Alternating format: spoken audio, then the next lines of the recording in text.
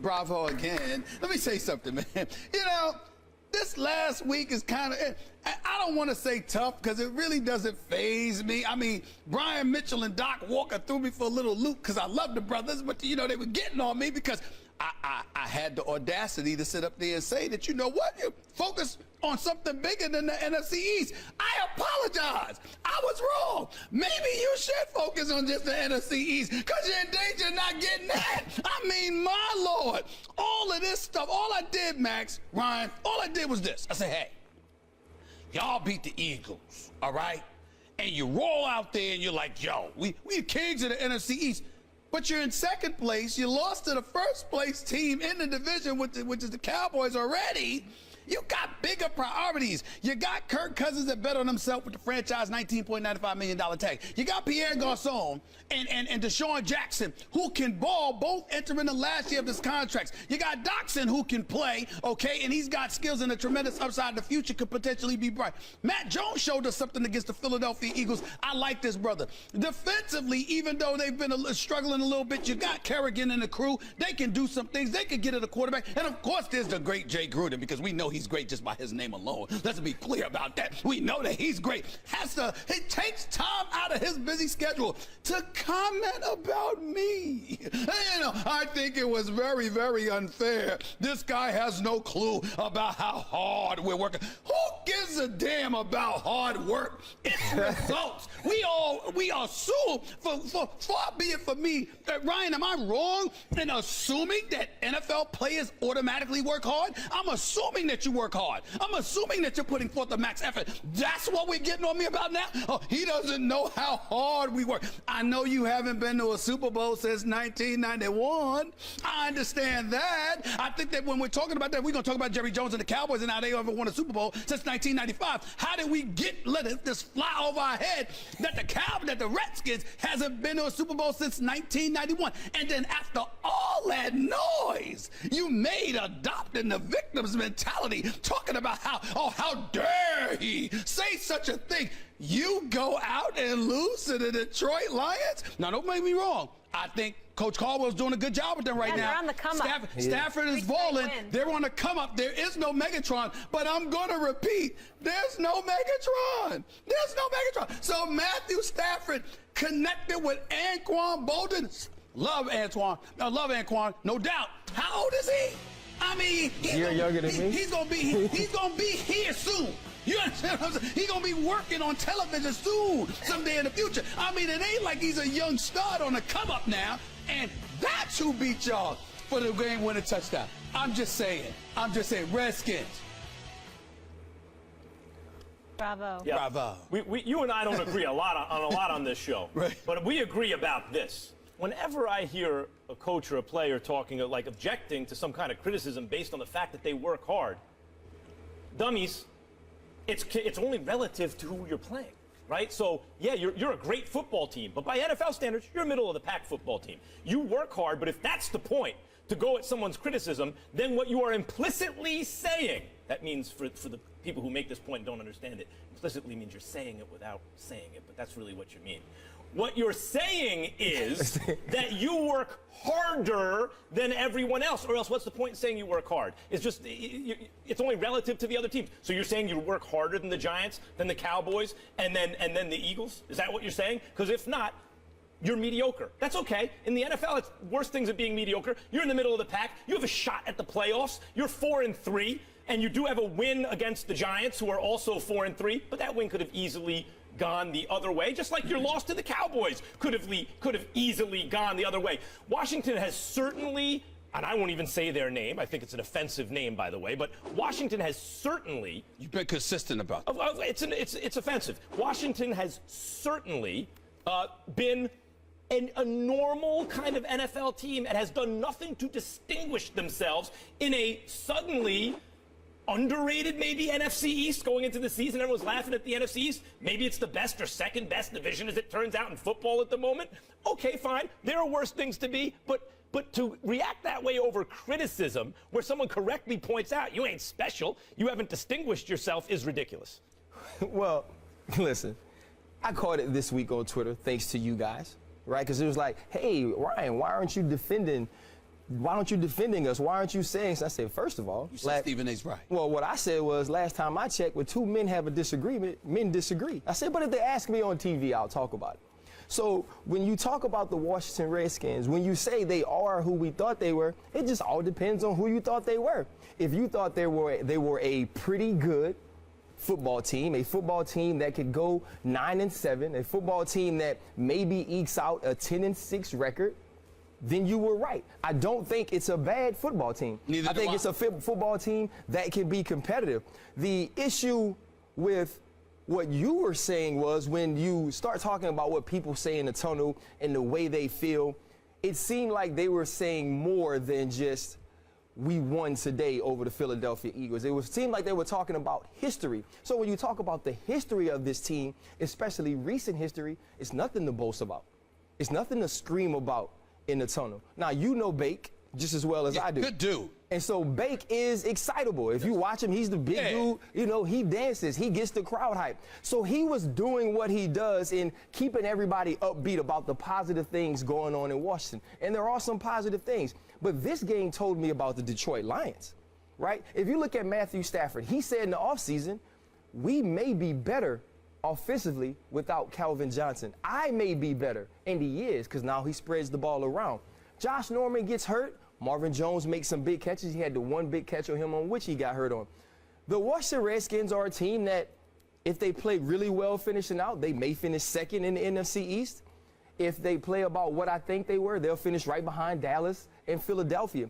This city loves that team. That's why they hate you right now. Well, listen, they're going to continue to hate me if they continue to lose, because I ain't going to let up. They wanted. They brought the attention on themselves. They got it. Well, you got to realize they got Vikings, Packers, Cowboys. Good luck with that. Coming up. But here's the deal. This is how stupid it got in the nation's capital. You actually had people that were accusing me like, "What you gonna do? You gonna fight Baker?" Excuse me, me? Have you seen the size on that boy? It's just nonsense. We were talking about debating one another about the Redskins. That's all it was. So it's all in fun. And by the way, Baker is a good dude, married to a wonderful young lady who used to work here, who are friends with all of us. We got nothing but love for the Baker household. So it's just nonsense. We're just talking about football. But at the end of the day, hold on. At the end of the day, guys, it comes down to this. Y'all, it wasn't just about this or whatever. Collectively, they're acting like there's something more than they were to me. And all I'm saying is, you got to win these games, and you got to do something more than what you did. But life is about perspective, right? Sure. It's about perspective. So if you're 9-7, or in that situation, if you're 4-2 and you just beat the Eagles, the team that everybody was talking about before their 2 losses to Detroit and Washington, you feel good because you got to think about where you came from. Right? So in Gruden's first year, you go 4-12, and now you win the NFC East, and you've started the season 0-2, and you run off 4 straight. That is a good start to a season. That is a perspective-wise for those people. You have now won 4 games in a row and beat the team everyone was presuming was going to run away with the NFC East. So if you think about where they were and where they come, they're much more competitive than they were. When you're telling their story, you can do it that way. Or you can tell the story of the Detroit Lions and Matthew Stafford, who, by the way, after looking like a top 5 talent at the position for years and years, maybe he didn't have the arm talent. He had the arm strength, but maybe not the talent to get it done, even though he put up big numbers. Over the last year now, I would say, full season, if you take the second half of last season and the first half so far, he is balling. And maybe it's not the story of Washington. Maybe it's the story of the Detroit Lions. If you look at Stafford, NFL ranks in pass completion percentage, passing yards, yards per attempt, yards per dropback. He's top 10 in everything, top 5 in a bunch of them. Boy, that's his 24th game-winning drive as well, though. Yeah, in the fourth quarter. He likes it there. Last point. Washington Redskins, I think they're a very, very talented bunch who can make some noise in the NFC. I don't believe their target should be just about the NFC East. That's why I said, what have you done? You understand? And yes, I'm assuming, because you're running into the tunnel, I wasn't there. Of course I'm assuming. Who the hell doesn't know I'm assuming? I'm on national television. They're at the game. Okay? Of course I'm assuming, based on your reactions, that you're making something more out of nothing. That's my belief. I believe they should be better than what they are, but I also believe they're allergic to prosperity, which is why they are not. We will leave it there. Ryan, you'll be back with us a little later in the show. But Yes, he will be. Yeah. He's got some explaining to do. And I want to see how tough he's going to be on one of his former teams. That's all I'm going to say about that. Okay. I'll be waiting. I thought you'd be in a good mood. I'll be waiting. Oh, I've been waiting for this. Ryan with a crispy lineup today and Starts everything. tomorrow. When we come for back, Cleveland. Join Stephen A. on the road tomorrow at Town Hall Restaurant for a live broadcast of First Take. We're celebrating the Indians in the World Series and the Cavs ring ceremony on opening night for the champs. It's going to be special. We'll have special guests, but none more special than one Stephen A. and giveaways. Doors open at 8 a.m., so come down, represent the land with Stephen A. and First Take. Meanwhile, the NBA season on ESPN tips off Wednesday with a doubleheader at 8. It's the Thunder taking on the Sixers. Then at 10:30, the Lakers host the Rockets. Coverage of opening night begins with NBA Countdown charged by Dew. That is at 7. But now we're talking a little baseball. Fun time of year for sports fans. The postseason struggles continued for Clayton Kershaw after he gave up 4 earned runs in 7 innings and took the loss at Los Angeles. He was ousted from the playoffs by the Cubs. In 5 career postseason starts when facing elimination, he's allowed at least 5 runs in 3 of them. Kershaw is in the middle of a 7-year, $215 million deal. Is he worth the money, Stephen A.? No, he is not. And what I would say to you is I want to be very respectful about what I'm saying. Clayton Kershaw is one of the best. Clayton Kershaw is sensational. This is no knock against him. A matter of fact, I think that if you're looking at things from an analytical perspective, a legitimate argument could be made he's every bit as formidable in the postseason as he is in the regular season. Now, obviously, you look at an ERA at a little over 2.3 during the regular season, that balloons to over 4.5 in the postseason. You understand that, but you also understand the pressure that comes along with it. You look at certain different things, and you understand that he is still formidable. He is big time. But the reason why I don't feel that way is because I don't believe at 7 years and $215 million, a dude that shows up to work once every 5 days is worth that kind of cash. As important as pitching is in the baseball, and I know you know your baseball, Max, as important as pitching is to the sport of baseball, I don't believe any pitcher is worth that amount of money because you can't stop the bleeding unless there are rare exceptions. The rare exception would be Madison Bumgarner. It wouldn't be Clayton Kershaw. Because what you see from Clayton Kershaw, even despite his greatness, somehow, some way, when it comes to the Dodgers, he can't stop the bleeding.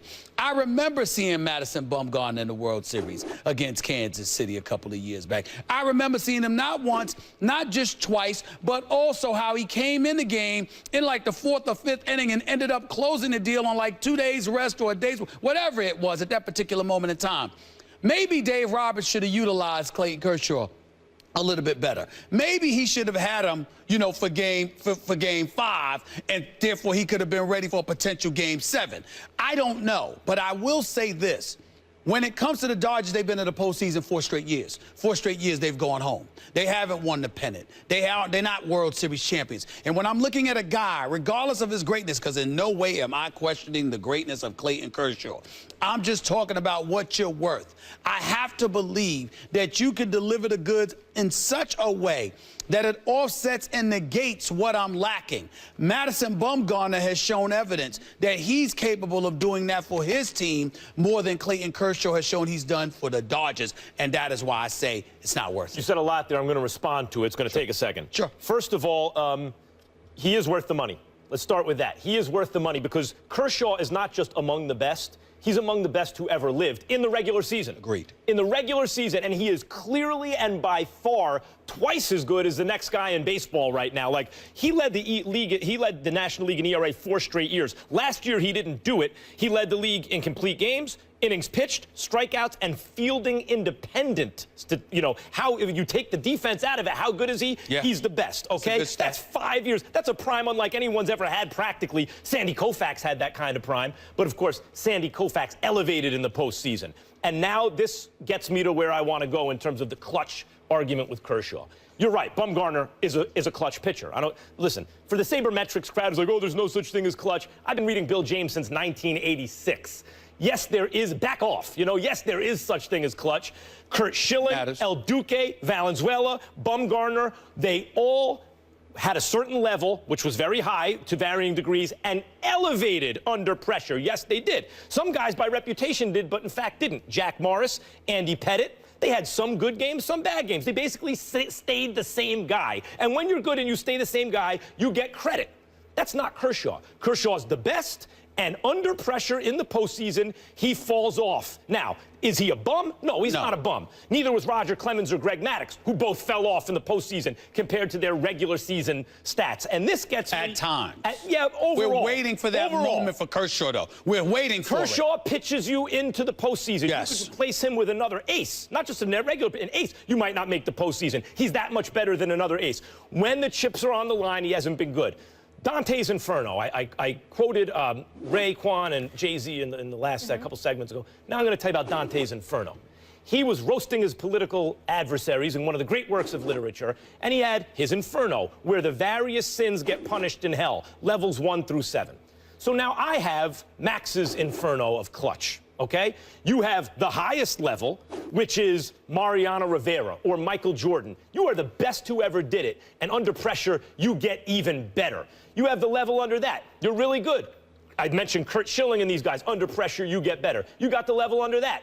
You're good and you stay good under pressure. Those guys tend to get a little overrated for clutch. Kobe Bryant, Tom Brady, Derek Jeter. They didn't elevate up. They stayed the same dude, which was awesome. No, there were moments when Kobe elevated. They always elevated, but he didn't elevate over his regular season production. He was the same great Kobe. No, there were moments where I thought he elevated, but go ahead. Moments in the regular season. We could argue about that. All the way down to the lowest level of hell, which is you might be the best who ever did it, but you are a bum when it matters most. And A-Rod lived there for a while. Eventually, given enough reps, he got out of it. 1 year in 2009 when he was probably juiced up. Go ahead. Peyton Manning lived there for a while until later in his career when he clawed his way out of it. And Clayton Kershaw lives there now. He's maybe the best who ever did it or in the conversation, and he falls way off. But I think the point you're not getting is I'm not refuting any of your points in that regard. What I'm saying is